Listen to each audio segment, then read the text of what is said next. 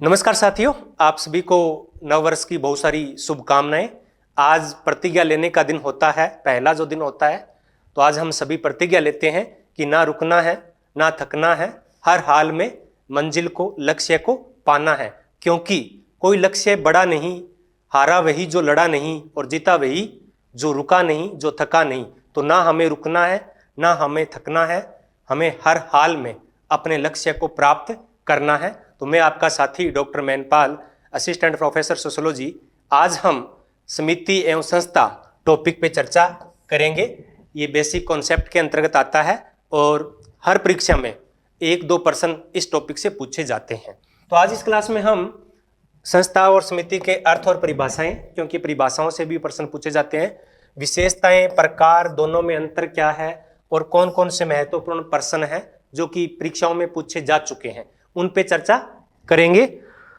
सबसे पहले अगर हम बात करें कि सामाजिक संस्था का सर्वप्रथम प्रयोग किसने किया, सामाजिक संस्था का सर्वप्रथम प्रयोग किसने किया, तो हर्बर्ट स्पेंसर ने सामाजिक संस्था का सर्वप्रथम प्रयोग किया अपनी पुस्तक फर्स्ट प्रिंसिपल में।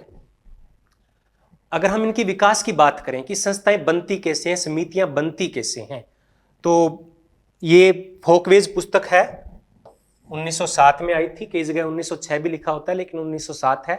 समनर की ये पुस्तक है। इसमें इन्होंने संस्था बनने की प्रक्रिया को समझाया है। तो संस्था कैसे बनती है, तो हमारी बहुत सारी आवश्यकताएं होती है। यौन संबंधी आवश्यकताएं हैं, हमारी भोजन संबंधी आवश्यकताएं हैं, हमारे मकान संबंधी आवश्यकताएं हैं, हमारी जो एक मूल प्रवृत्ति है कि हम समूह में रहना पसंद करते हैं। तो बहुत सारी आवश्यकताएं हैं। तो इन आवश्यकताओं को पूरा करने के लिए कार्य तो करने पड़ेंगे। तो जब कोई कार्य करता है तो वो उस कार्य को बेहतर, अगर कोई तकनीक विकसित हो जाती है, जैसे हम कोई नया काम करते हैं ना, तब 2-3 तरीके अपनाते हैं और फिर जो अच्छा तरीका लगता है उसको हम अपना लेते हैं। तो इसी प्रकार नियम इन मनुष्य की आवश्यकताओं को पूरा करने के लिए बहुत सारे तरीके अपनाए गए थे, लेकिन जो तरीका अच्छा हुआ उसको अपना लिया गया और यहीं से संस्था की शुरुआत होती है। तो कोई भी संस्था है वो उसकी शुरुआत विचार से या किसी अच्छे बेहतर तरीके से होती है। जो कार्य करने का, जो मनुष्य की आवश्यकताओं को पूरा करने का बेहतर तरीका होता है, लोग उसको अपनाने लगते हैं। उसको हम क्या कहते हैं, जन रीति। जन यानी जनता, रीति यानी तकनीक, जनता के तरीके या जनता की तकनीक जो मनुष्य की आवश्यकताओं को बेहतर तरीके से पूरा कर सके, तो उससे संस्था की शुरुआत होती है। तो संस्था की शुरुआत कहां से होती है, प्रश्न आ सकता है। नंबर 1 जनरीति से होती है, फोकवेज। जनरीति को अंग्रेजी में फोकवेज कहते हैं। समनर की पुस्तक का नाम भी फोकवेज है। या हो सकता है कहीं आ जाए कि विचार। तो संस्था की शुरुआत कहां से होती है, जनरीति से होती है, तरीके से होती है और विचार से होती है। विचार से होती है, ये किसने कहा, ये समनर ने कहा। अभी आगे परिभाषा आएगी जिस पे हम चर्चा करेंगे।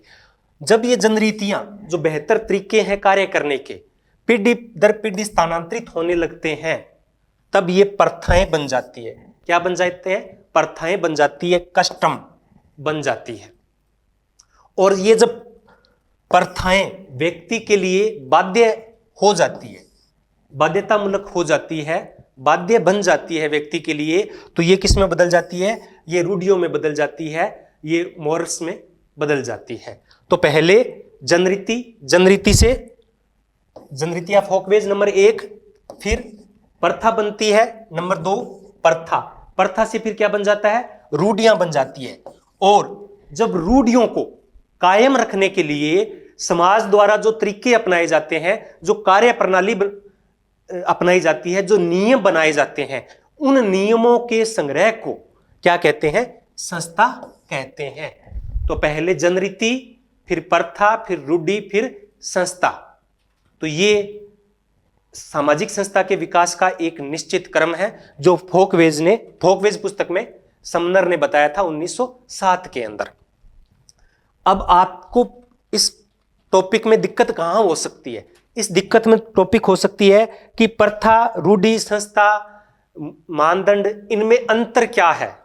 अभी प्रश्न कुछ आएंगे तब मैं आपको बताऊंगा। इनका एक अलग से हमें टॉपिक बनाना पड़ेगा। बाकी ये टॉपिक बिल्कुल इजी है, इनमें थोड़ी सी परेशानी आ सकती है, तो उसका सॉल्यूशन भी हम करेंगे। तो पहले बात कर लेते हैं कि सामाजिक संस्था किसे कहते हैं, इसकी परिभाषा क्या है? तो समनर ने परिभाषा दी है कि एक संस्था एक विचारधारा, संस्था की शुरुआत किससे माना? एक विचारधारा से माना। विचारों की धारा, यानी कोई विचार है और सारे उसको अपनाने लग जाते हैं तो वो क्या बन जाती है? विचारधारा बन जाती है। एक ढांचे से, यानी विचारधाराओं का एक संगठन बन जाता है, एक ढांचा बन जाता है, तो उससे मिलकर संस्था बनती है। तो प्रश्न कई बार परीक्षाओं में पूछा जा चुका है ये कि एक संस्था एक विचारधारा एवं एक ढांचे से मिलकर बनती है। ये किसने कहा? ये समनर ने कहा है। दूसरी पुस्तक है परिभाषा है ओकबर्न की। इन्होंने कहा है कि कुछ आधारभूत मानवीय आवश्यकताओं को पूरा करने के लिए, भी मनुष्य की आवश्यकताओं को पूरा करने के लिए संगठित एवं स्थापित प्रणालियों को सामाजिक संस्था कहते हैं। संगठित एवं स्थापित प्रणालियों को सामाजिक संस्था कहते हैं। इनका कीवर्ड्स अगर कहें तो ये होगा कि मनुष्य की आवश्यकताओं को पूरा करने के लिए। मैकआइवर ने क्या कहा है? मैकआइवर ने कहा कि संस्थाएं कार्य प्रणाली के उन स्वीकृत स्वरूपों या दशाओं को कहते हैं जो समूह की क्रियाओं की विशेषता स्पष्ट करती है। तो अगर एक लाइन में कहेंगे तो क्या हो जाएगा? कार्य प्रणाली के स्वीकृत स्वरूप, कार्य प्रणाली के स्वीकृत स्वरूपों को संस्था कहते हैं। ये किसने कहा? ये मैकआइवर ने कहा। परिभाषाएं बहुत सारी है और इनको याद हमें करना पड़ेगा। मैं वो परिभाषाएं लेके आया हूं जो परीक्षाओं में पूछी जा चुकी है। तो सारी परिभाषाएं तो बहुत सारी होगी, लेकिन मैं जो महत्वपूर्ण परिभाषाएं हैं वो आपके सामने प्रस्तुत कर रहा हूं। बोगार्ड्स ने क्या कहा कि एक सामाजिक संस्था समाज की वह संरचना है जिसको सुव्यवस्थित कार्य विधियों द्वारा व्यक्तियों की आवश्यकताओं की पूर्ति के लिए संगठित किया गया है। यानी सुव्यवस्थित कार्य विधियां हैं जो व्यक्ति की आवश्यकताओं को पूरा करने के लिए संगठित किया गया है। गिलीन ने बिल्कुल छोटी सी परिभाषा दी है कि संस्था सांस्कृतिक व्यवस्था की एक इकाई है। संस्था सांस्कृतिक व्यवस्था की एक इकाई है। संस्था संस्कृति की वाहक है।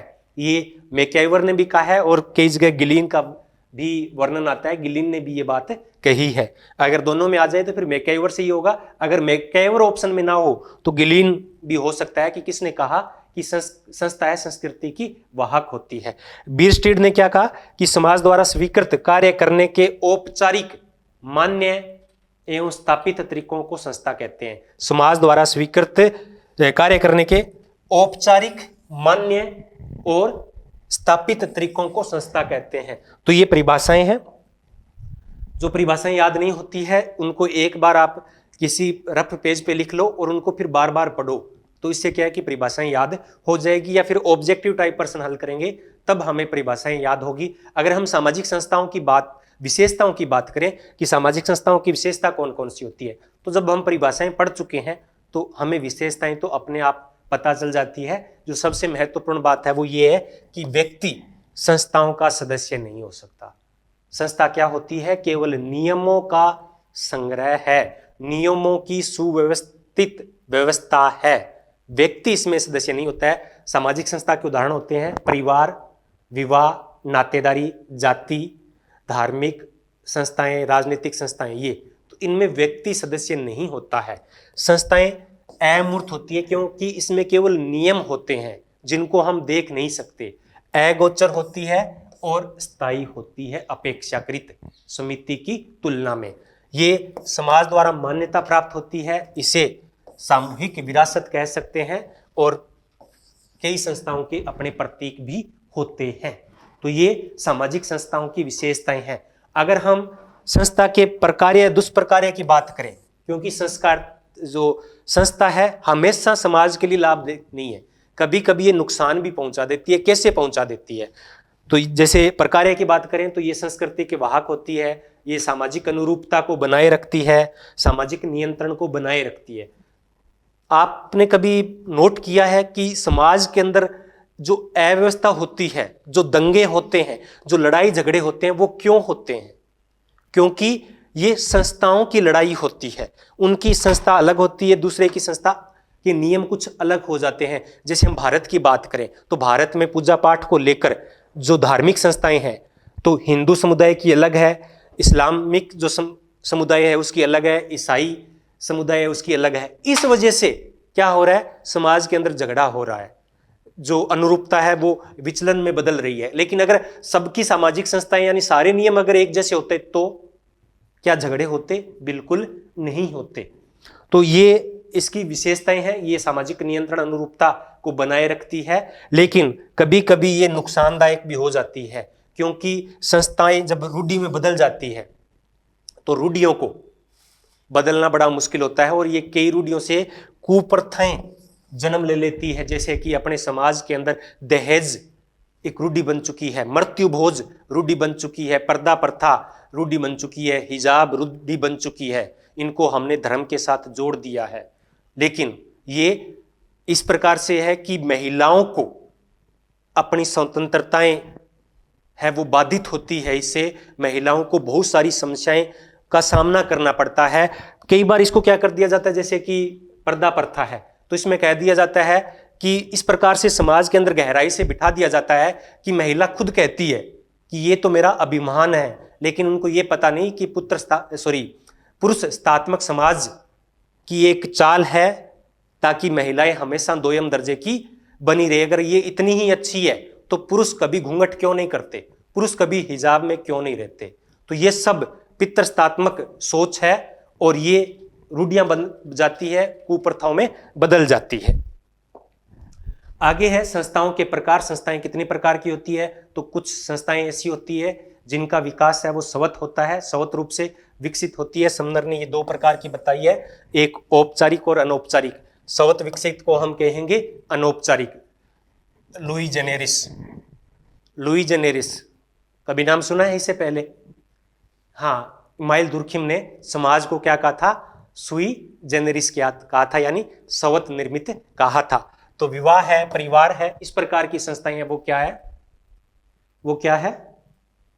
स्वत विकसित है, अनौपचारिक है, स्थायी है। और मानव निर्मित कुछ संस्थाएं होती है, धार्मिक संस्थाएं, शिक्षण संस्थाएं। कुछ दो तीन इसके अवधारणाएं हैं सामाजिक संस्था से जुड़ी हुई। एक है संस्थाकरण। क्या है? संस्थाकरण। तो संस्था बनने की प्रक्रिया को संस्थाकरण कहते हैं। यह अवधारणा किसने दी संस्थाकरण की? पार्सन्स ने दी। किसने दी? पार्सन्स ने दी। संस्था जो बनती है उसको संस्थाकरण पार्सन्स ने कहा है। एक होता है द्वितीयक संस्थाएं, यानी प्राथमिक संस्थाएं होती है, जैसे बच्चे को पालना है तो ये माता पिता या परिवार करते हैं। लेकिन अगर ये प्राथमिक संस्थाओं के कार्य कोई दूसरी संस्थाएं करने लगती है तो उसे द्वितीयक संस्थाएं कहते हैं। जैसे कि बड़े शहरों में होते हैं पालना गृह, क्रेच।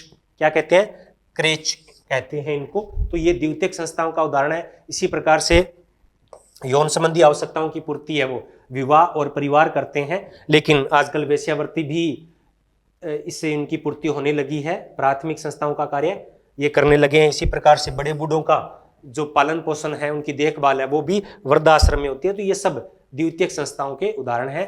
इन्हें पार्सन्स ने क्या कहा है? समाज का सुरक्षा कवच या सेफ्टी वो लोग कहा जाता है। किनको? द्वितीयक संस्थाओं को। एक होता है पूर्ण संस्था। एक अवधारणा है पूर्ण संस्था। ये अवधारणा गोफमैन ने दी थी। तो जीवन की सभी आवश्यकताओं का पूरा जहां पर किया जा सके, एक ऐसा स्थान जहां मनुष्य की सभी आवश्यकताओं को पूरा किया जा सके, जैसे कि जेल है, आवासीय छात्रावास है, पागल खाना है। तो ये पूर्ण संस्था के उदाहरण है। ये अवधारणा गोफमैन ने दी है। तो ये तो बात थी सामाजिक संस्थाओं की। अब बात करते हैं समिति की। देखो, जो बेसिक जरूरतें थी, जो कम जरूरतें थी, वो तो संस्थाएं कर देती है। लेकिन जैसे जैसे मनुष्य की आवश्यकताएं बढ़ती जाती है, समाज के अंदर जटिलता बढ़ती जाती है, वैसे वैसे कार्य और आवश्यकताएं बढ़ती है। उन आवश्यकताओं को पूरा करने के लिए समिति का निर्माण करना पड़ता है। समिति के कुछ उदाहरण हैं। विश्व स्वास्थ्य संगठन है, विश्व व्यापार मंडल है, कोई एनजीओ है, राज्य भी एक समिति है, कोई क्लब होते हैं वो समिति के उदाहरण है। कोई शिक्षण समिति हो सकती है, इफ्को, हुडको, भेल, कोई राजनीतिक दल है, ये सब समिति की श्रेणी में आते हैं। तो अगर हम एक लाइन के अंदर इन सब सभी विशेषताओं को शामिल करें तो ये कह सकते हैं कि आधुनिक समाजों में विशेष हितों की पूर्ति, तो एक विशेषता हो जाएगी कि ये विशेष हितों के लिए बनाई जाती है। तो विशेष हितों की पूर्ति के लिए नंबर 2, सहयोग की भावना से, क्योंकि हित समान होंगे तो सहयोग की भावना तो होगी। सहयोग की भावना से समान हित, विशेष हित है लेकिन समान हित भी है वाले व्यक्तियों का संगठित समूह है।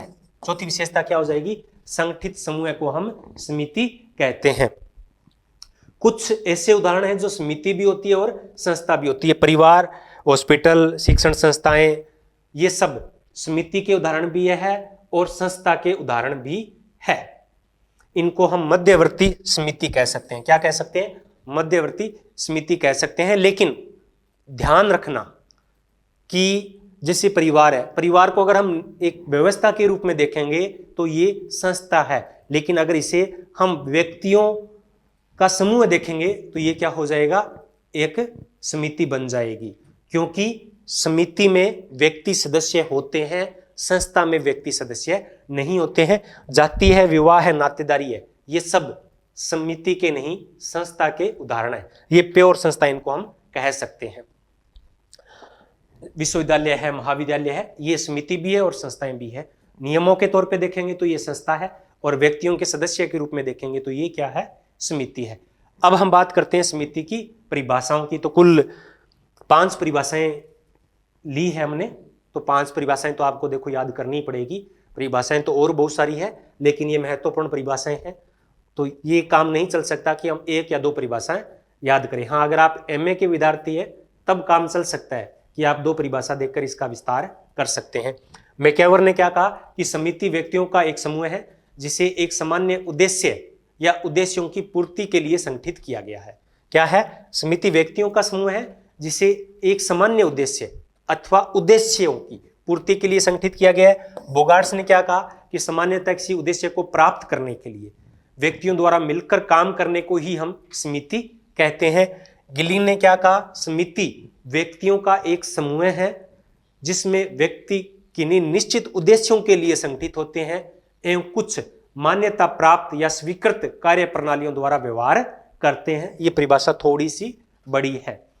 परिभाषाएं आपको कोई वैसा कोई शॉर्ट तरीका नहीं है, कुछ कीवर्ड्स हो सकते हैं जिनकी पहचान करके हम इनको याद कर सकते हैं, बाकी इनको हमें याद होती है तो ठीक है, नहीं फिर रटना ही पड़ेगा। ओकब्रन के अनुसार समिति एक ऐसा संगठन है जो प्राय विशेष स्वार्थों की पूर्ति के लिए बनाया जाता है। इसका उद्देश्य सदस्यों की संतुष्टि के अतिरिक्त और कुछ नहीं है। तो संतुष्टि इसका कीवर्ड हो जाएगा। ये केवल बात है वो ओकब्रन कह रहे हैं, बाकी कोई नहीं कह रहा है। बीरस्टीड ने क्या कहा? समिति एक संगठित समूह है जो छोटा या बड़ा हो सकता है। तो समिति छोटी हो या बड़ी हो सकती है, ये किसने कहा? ये बीरस्टीड ने कहा है। तो ये इसका कीवर्ड्स हो जाएगा। तो ये कुछ परिभाषाएं थी। अब बात करें कि समिति की विशेषताएं कौन सी है। तो समिति है वो सुनियोजित होती है, समिति सहप्रयास विचार पूर्वक होती है। ये एक समूह है, इसको हम कह सकते हैं द्वितीयक समूह का उदाहरण भी समिति होता है। इसके निश्चित और विशिष्ट लक्ष्य होते हैं। जैसे ही लक्ष्य पूरे हो जाते हैं तो ये समाप्त हो जाती है। जैसे कि बाढ़ राहत समिति, कहीं बाढ़ आ जाती है तो उसको मैनेजमेंट करने के लिए एक समिति बनाई जाती है और जैसे ही बाढ़ संबंधी कार्य पूरा हो जाता है तो वो समिति है क्या भंग हो जाती है। तो इसलिए ये क्या होती है? अस्थायी होती है। ये इसकी सदस्य होती है वो ऐच्छिक होती है, लेकिन सदस्यता की कुछ शर्तें होती है, ऐसे ही नहीं कोई सदस्य बन जाए। ये मूर्त होती है, लेकिन कभी कभी ये अमूर्त भी हो सकती है नियमों के अगर दृष्टिकोण से देखें तो। जैसे कि शिक्षण संस्था है तो एक मूर्त है, लेकिन अगर नियमों के दृष्टिकोण से देखेंगे तो ये अमूर्त भी हो सकती है, तब ये संस्था में परिवर्तित हो जाएगी। इनमें जो व्यक्तियों के संबंध होते हैं वो क्या होते हैं? औपचारिक होते हैं। क्या होते हैं? औपचारिक होते हैं। और इनका एक निश्चित संगठन एवं निश्चित नियम होते हैं। निश्चित संगठन एवं निश्चित नियम होते हैं। सहयोग की प्रधानता रहती है। ये समिति की विशेषताएं हैं। तो हो सकता है कि विशेषताओं के आधार पर भी प्रश्न है कोई पूछा जा सकता है। तो ये विशेषताएं हैं, आप आराम से इनको याद कर सकते हो। थोड़ा सा समझने की जरूरत है। तो मुझे नहीं लगता कि बहुत कोई बड़ा टॉपिक है जिसको हम ना समझ पाए। अब कुछ महत्वपूर्ण प्रश्न हैं जो कि मैंने प्रश्नों से उठाए हैं, तो इनसे प्रश्न है वो बनते हैं। जैसे किसने कहा कि राज्य है वो क्या है, महासमिति है। राज्य क्या है, महासमिति है। तो राज्य एक समिति है, लेकिन इस समिति के अंतर्गत बहुत सारी समितियां आती है, इसलिए मैक्आइवर ने इसे महासमिति कहा है। तो राज्य की 4 विशेषताएं होती है, कौन कौन सी? भूभाग होना चाहिए, जनसंख्या होनी चाहिए, सरकार होनी चाहिए, और सबसे महत्वपूर्ण उस सरकार के पास संप्रभुता होनी चाहिए। इन चारों से मिलकर राज्य बनता है, तो राज्य एक समिति है। हम समिति के सदस्य होते हैं, समुदाय के नहीं, बल्कि और समुदाय समिति है वो समुदाय के अंतर्गत एक संगठन है। ये किसने कहा? ये मैक्आइवर ने कहा कि समिति समुदाय नहीं बल्कि समुदाय के अंतर्गत एक संगठन है। मर्टन ने समिति के प्रकारों को 2 भागों में बांटा, एक प्रकट या गोचर, जो स्पष्ट रूप से दिखाई देते हैं। तो गोचर और अगोचर, या प्रकट या अप्रकट, 2 भाग इन्होंने संस्था के प्रकारों के बताए हैं। प्रकट और गोचर का मतलब होता है जो आसानी से हमें दिखाई दे जाते हैं, और दूसरे होते हैं अगोचर या अप्रकट, कुछ छिपे हुए कारण होते हैं, तो वो अप्रकट या अगोचर कहलाते हैं। जैसे कि हम कभी अच्छा करते हैं, बहुत सारा अच्छा कार्य होता है, तो उसके साथ कुछ अप्रकट रूप से बुरा भी हो सकता है। समाजशास्त्रीय भाषा में एक संस्था लोक रीतियों रूढ़ियों का पुंज है। समाजशास्त्रीय भाषा में एक संस्था लोक रीतियों या जन रीतियों एवं रूढ़ियों का पुंज है। ये किसने कहा? ये जॉनसन ने कहा। कार्य प्रणालियों या नियमों के पालन की अपेक्षा की जाती है, इन्हें किस रूप में जाना जाता है? यानी नियमों के पालन की जिससे उम्मीद की जाती है, अपेक्षा की जाती है, तो उनको क्या कहते हैं? मानदंड कहते हैं, मूल्य कहते हैं, प्रतिबंध कहते हैं, रूढ़ियां कहते हैं। मैं कह रहा था ना कि दिक्कत कहाँ आ सकती है, तो इस प्रकार के प्रश्नों में दिक्कत आ सकती है। ये पिछले 2022 में नेट के अंदर पूछा गया था कि कार्य प्रणाली या नियमों के पालन की अपेक्षा की जाती है, तो उन्हें क्या कहते हैं? मानदंड, मूल्य, प्रतिबंध, रूढ़ियां, चारों एक जैसे दिखाई देते हैं। तो इन पे हम अलग से एक वीडियोस बनाएंगे जिसमें मानदंड और मूल्य उसका टॉपिक होगा। उसके अंदर जनरीतियां, रूढ़ियां, मूल्य, ये सब का अलग अलग से विस्तार से हम वर्णन करेंगे, तो सही होगा रूढ़ियां। आगे है, किसने एक संस्था को जनरीतियों, रूढ़ियों एवं कानून, 3 बातें यहां कही है, जनरीतियां, रूढ़ियां और कानून के रूप में परिभाषित किया जा सकता है। जनरीतियों, रूढ़ियों एवं कानून के समुच्चय के रूप में परिभाषित किया जा सकता है। किसको? संस्था को। ये किसने कहा? ये किंग्सले डेविस ने कहा। तो ये तो हो गई समिति की बात। अब संस्था और समिति में अंतर क्या है? तो देखो, दोनों में समानता की बात करें तो दोनों मनुष्य की आवश्यकताओं को पूरा करने के लिए बनाई गई है। दोनों में कुछ ना कुछ नियम होते हैं, नियमों की व्यवस्था होती है। तो ये तो इसमें समानता की बात हो गई। अगर हम इनमें अंतर की बात करें, भिन्नता की बात करें, तो ये हो सकता है कि हम समितियों के सदस्य होते हैं, यानी समिति के व्यक्ति सदस्य होता है, संस्थाओं के नहीं। हम समितियों के सदस्य होते हैं, संस्थाओं के नहीं। ये किसने कहा? ये मैक्आइवर ने कहा। ये किसने कहा?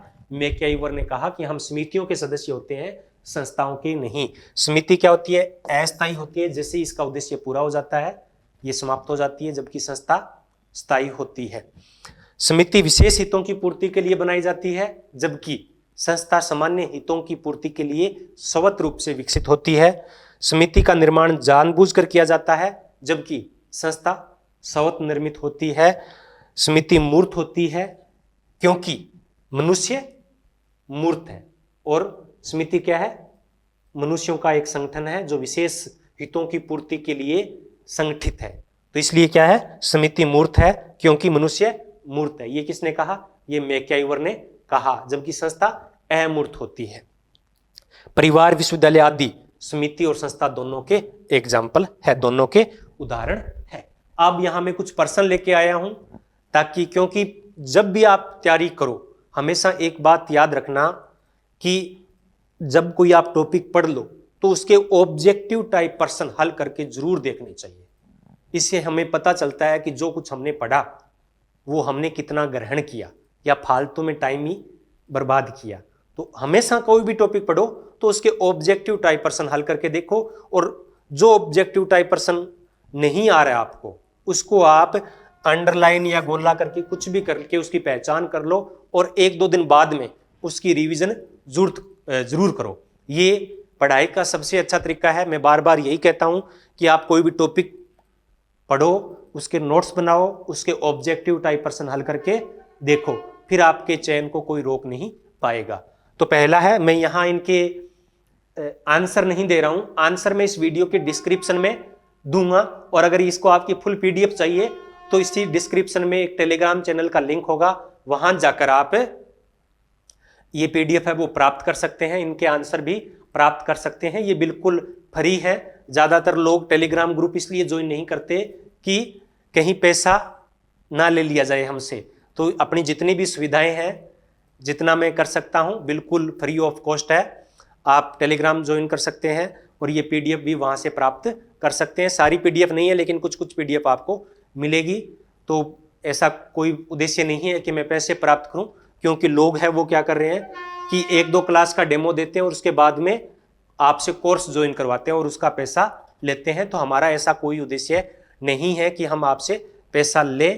उन लोगों के लिए वीडियोस बनाने का प्रयास रहता है कि जो दूर दराज क्षेत्र के हैं, मेरी तरह ग्रामीण पृष्ठभूमि के हैं और ज़्यादा संसाधन उनके पास उपलब्ध नहीं होता है। यूट्यूब से थोड़ी बहुत मुझे कमाई होती है, वो भी मैं बच्चों की पढ़ाई के लिए एक एनजीओ बना हुआ है, मन की उड़ान नाम से एक एनजीओ बना हुआ है। तो उसमें मैं जितनी भी राशि मुझे इसे प्राप्त होती है, मैं उन बच्चों की पढ़ाई के लिए वहाँ पर दान करता हूँ। तो मेरा उद्देश्य पैसे कमाना नहीं है, उन बच्चों को जो ईंट भट्टों पर काम करते हैं, फैक्ट्रियों में काम करते हैं, उनकी पढ़ाई को, उनके जीवन को संवारना है, और आप इसमें सहयोग करते हैं। तो प्रश्नों पे चर्चा कर लेते हैं कि कौन कौन से प्रश्न हैं। इनके आंसर है वो आपको वीडियो के डिस्क्रिप्शन में मिल जाएंगे। पहला प्रश्न, निम्नलिखित में से कौन सा एक समिति का उदाहरण नहीं है? कौन सा समिति का उदाहरण नहीं है? संस्था शब्द का सर्वप्रथम प्रयोग किसने किया? प्रश्न नंबर 3, किसने कहा कि किसी उद्देश्य की प्राप्ति के लिए लोगों को मिलकर कार्य करने को समिति कहते हैं? ये आप एक बार नोट कर लें कहीं पेज पे इनके आंसर, और फिर जो डिस्क्रिप्शन में आंसर दिए हैं उनके साथ मिलान करना, और अगर कोई प्रश्न आपका गलत हो रहा है तो उसको नोट कर लेना। बाकी आपको याद हो गए हैं तो फिर रिवीजन की जरूरत नहीं है। समिति एक संगठन है जिसका निर्माण किया जाता है एक निश्चित उद्देश्य के लिए, अवधि के लिए, सदस्यों के लिए, क्षेत्र के लिए। प्रश्न नंबर 5, शक्ति के वैधानिक स्वरूप को क्या कहते हैं? क्योंकि राज्य क्या है? एक समिति है। जब प्रथाओं में कुछ कुछ बाध्यता का तत्व विकसित होने लगता है तो उसे क्या कहते हैं? प्रश्न नंबर 7, निम्नलिखित में से कौन सा एक समिति का उदाहरण है?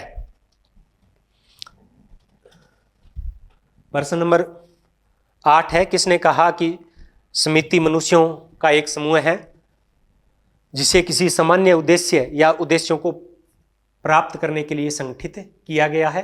प्रश्न नंबर 9, शिशु पालना गृह क्रेच किस प्रकार की संस्था के उदाहरण हैं? प्रश्न नंबर 10, निम्न में से कौन सी विशेषता समिति की है? प्रश्न नंबर 11, समिति क्या है? औपचारिक समूह है, द्वितीयक समूह है, समुदाय है, संस्था एवं समिति है। आगे है प्रश्न नंबर 12, संस्थाकरण की अवधारणा किसके द्वारा प्रस्तुत की गई है? प्रश्न नंबर 13, निम्न में से कौन सा कथन सही नहीं है? तो ये ऑप्शन आपको दिखाई दे रहे हैं, आप इनमें से कर सकते हैं कि समिति साधन एवं साध्य दोनों है, समिति एक साधन है जबकि साध्य नहीं है, समिति स्वतः विकसित होती है, संस्था की प्रकृति अस्थायी होती है। तो इनमें से सही कथन कौन सा?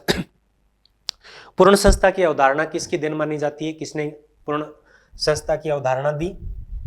प्रश्न नंबर 15 है, किसने कहा कि हम समिति के सदस्य होते हैं, संस्थाओं के नहीं? प्रश्न नंबर 16, निम्न में से कौन सी विशेषता समिति की नहीं है?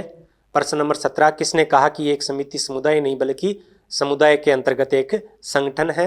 निम्नलिखित में से कौन सा संस्था का उदाहरण नहीं है? जाति, धर्म, शिक्षा या सभी संस्था के उदाहरण है।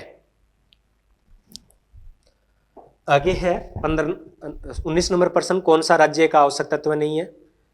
किसने कहा कि समिति एक ऐसा संगठन है जो प्राय विशेष स्वार्थों की पूर्ति के लिए बनाया गया है, जिसका उद्देश्य अपने सदस्यों की विशेष या सामान्य इच्छाओं की संतुष्टि के अतिरिक्त कुछ नहीं है। अभी हमने इस परिभाषा को पढ़ा था। समिति और संस्था में दोनों में समानता है कि ये दोनों स्थायी होती है, दोनों में सदस्यता होती है, दोनों अमूर्त है, दोनों में नियम होते हैं। प्रश्न नंबर 22 है, किसने कहा कि संस्था